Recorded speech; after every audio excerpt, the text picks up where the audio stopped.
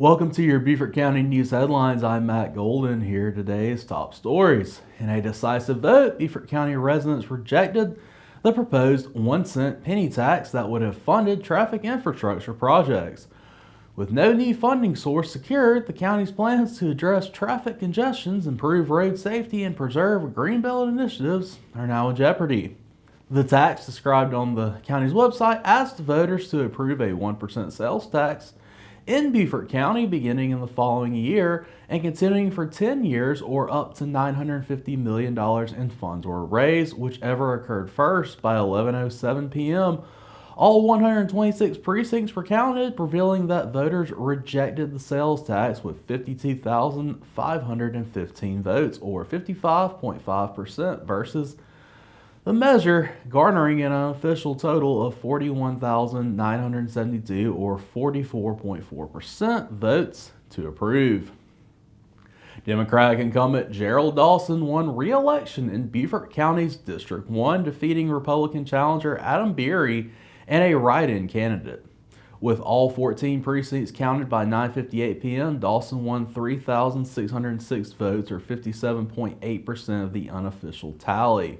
This victory marks Dawson's sixth term representing Burton and other northern Beaufort County communities. Beery received 40.2% with 2,508 votes. A write-in candidate received the remaining 1.9%. Dawson, the longest-serving council member, has focused on economic development.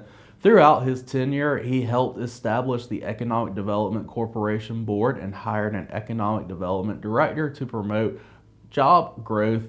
His primary goal has been to bring meaningful and well-paying jobs to Beaufort County. The County Council will remain unchanged. In addition to Dawson, incumbents York Glover and Logan Cunningham also won their respective races. Early voting was all the rage in South Carolina this year, with hundreds of thousands of Palmetto State voters banking their ballots ahead of the traditional election day on November 5th.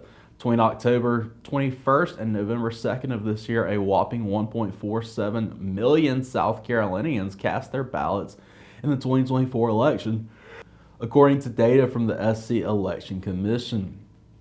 For those of you keeping score at home, that's a 43% of the state's 3.42 million registered voters and 58.1% of the total votes cast in the 2020 election.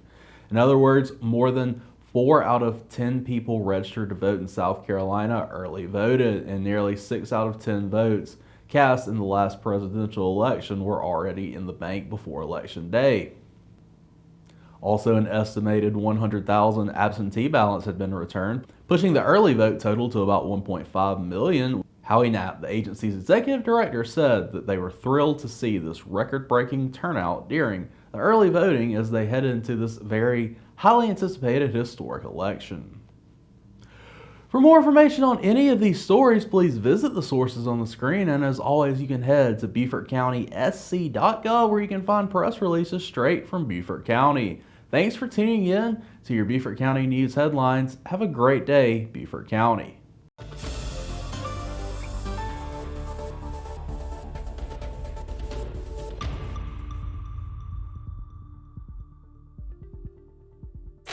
Weekends are for sports. BCTV has replays of your favorite Beaufort County games from high school, college, and more. Saturday and Sunday from noon to 6 p.m.